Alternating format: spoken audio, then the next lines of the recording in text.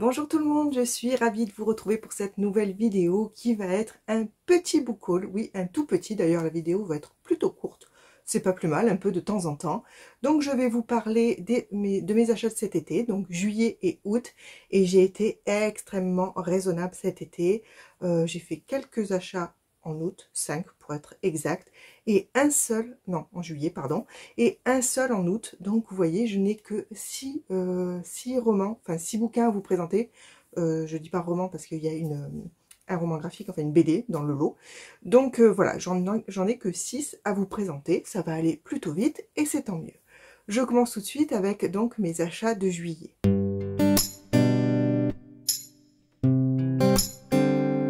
Je me suis procuré au mois de juillet le tome 2 de 1993 qui est 1994 de Niklas Natt-och-Dag aux éditions Pocket. Alors j'ai le tome 1 là sous la main qui se présentait comme ça, 1793, vous voyez, ça fait une jolie collection, je trouve qu'ils sont très très jolis. Alors on est dans une enquête, on est alors dans le tome 1, je ne veux parler que du tome 1, hein. On est en 1793, donc à Stockholm, et il y a deux personnages, Cardell qui est un vétéran manchot et Widge qui est un juriste atteint de tuberculose. Le premier, donc Cardell, découvre un cadavre dans un lac qui a visiblement subi d'atroces tortures. Et donc il décide de mener l'enquête avec Widge, donc le Winge plutôt. Je sais pas trop comment ça se prononce, je suis désolée.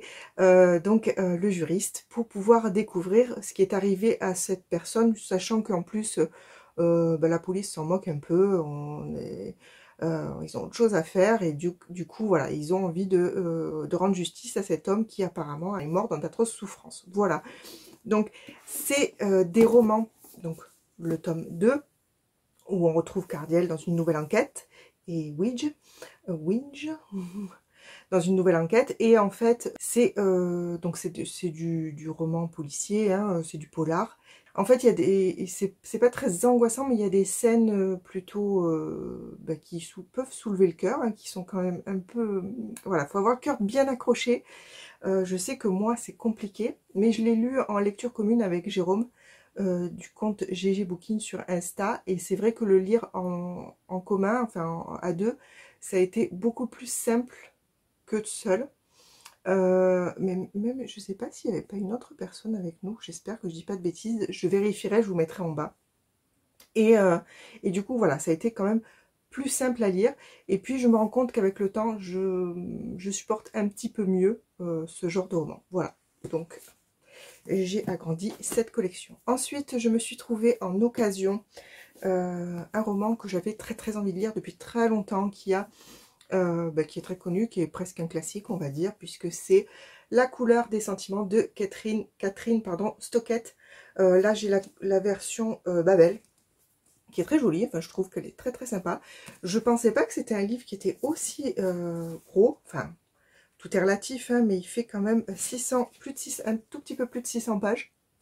Donc là en fait on est en 1962.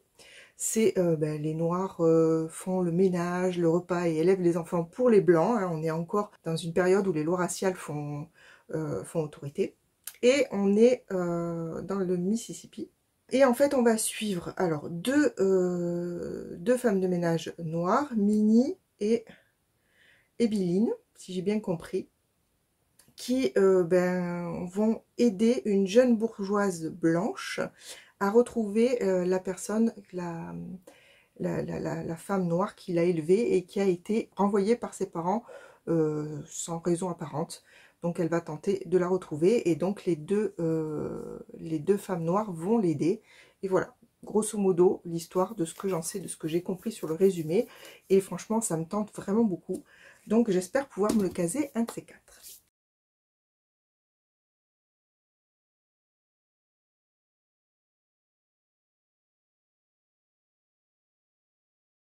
Ensuite, j'ai trouvé au Cash Converter, ou Easy Cash plutôt, vers chez moi, le premier tome de Fondation d'Isaac Asimov chez Folio SF.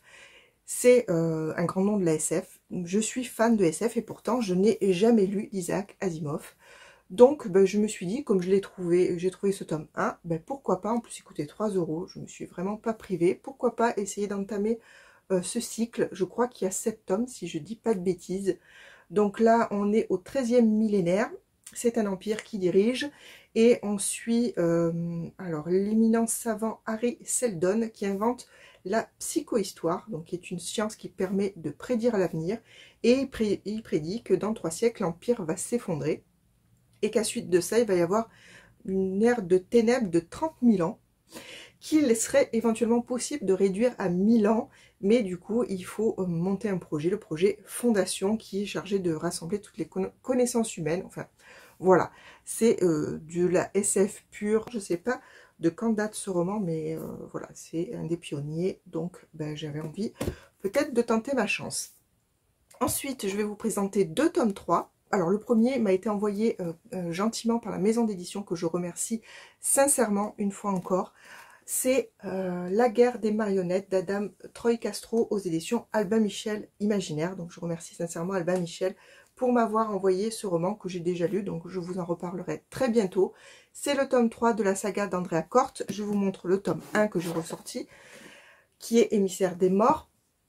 Donc, dans le tome 1, on suit Andrea Corte, qui est en fait une enquêtrice pour le bureau du procureur des Sapiens, hein, de la race humaine, on va dire. Et elle est chargée, dans le tome 1, d'enquêter dans un habitat artificiel créé par une intelligence artificielle sur 2 meurtres d'humains. Et tout ça sans provoquer un incident diplomatique, sachant qu'Andrea Corte, en fait, à la base, est une personne qui a assisté enfant à un génocide et qui a même participé. Et donc elle a une sacrée réputation et elle a aussi un sacré caractère. Et voilà, donc on va suivre ce personnage-là. J'ai lu les 3 tomes, que j'ai adoré. Cette saga est vraiment géniale. Je ne peux que vous la recommander, mais je vous en reparlerai plus en détail dans un prochain point lecture, je pense. Et le dernier roman dont je vais vous parler, c'est également un tome 3. J'ai également terminé la saga. J'ai fait pas mal de fins de saga, c'est cool, je suis plutôt contente.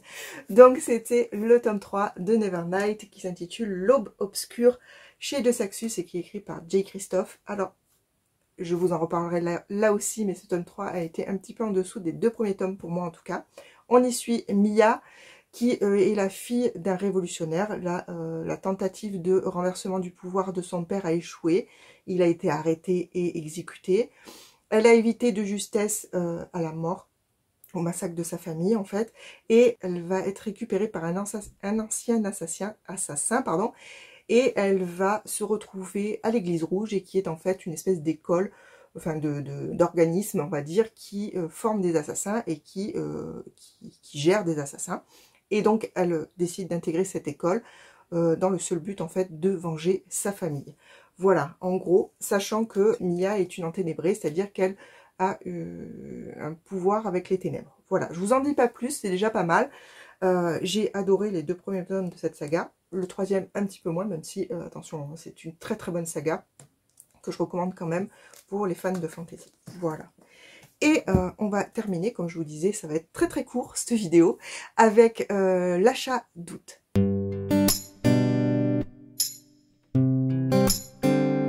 Donc en août, c'est pas difficile, je me suis acheté un seul roman, enfin une BD en fait, donc j'avais le premier tome, donc c'est un tome 2. Je me suis procuré le tome 2 de Spirit, Obsession de Mara aux éditions Draco.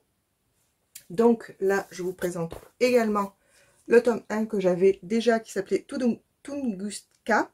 Tunguska. Un petit peu du mal à prononcer. Donc on y suit en fait, alors le personnage s'appelle, je vais retrouver le nom, vous inquiétez pas, Ian Davenport. Voilà, on est à New York. Ian Davenport est ici. C'est un spiritologue et il est embarqué malgré lui dans une histoire de meurtre. Donc il va décider d'enquêter. Donc ça concerne le monde des fantômes. Donc c'est sa spécialité. Et il va être aidé pour ça par la jeune Nell Lovelace, qui est une journaliste qui est plutôt sceptique, qui ne croit pas trop à toutes ces choses. Mais voilà, à tous les deux, ils vont mener l'enquête sur ces fameux meurtres. Et voilà, donc le tome 2. Je ne vais pas vous l'ouvrir pour pas vous spoiler. Si vous voulez, je vous montre une petite planche de celui-ci que je trouve vraiment très sympa, personnellement. Voilà, par exemple. Moi, j'aime beaucoup ce dessin. Alors, à la lumière, c'est pas terrible. Pardon. Voilà. Mais c'est vraiment, vraiment le genre de dessin que j'aime beaucoup. Voilà, je vous montre la page de garde qui est bien sympa. Voilà. Et j'ai beaucoup aimé ce tome 1 qui commence une bonne saga, parce qu'en fait c'est une saga en 4 tomes. Donc là ça fait qu'il y en a déjà 2 de sortie. Et ça débute bien, c'est assez mystérieux et c'est très bien dessiné. Et il y a une jolie ambiance, je trouve, sur les couleurs. Et voilà, donc j'avais décidé de continuer cette saga. C'est pourquoi je me suis procuré ce tome 2.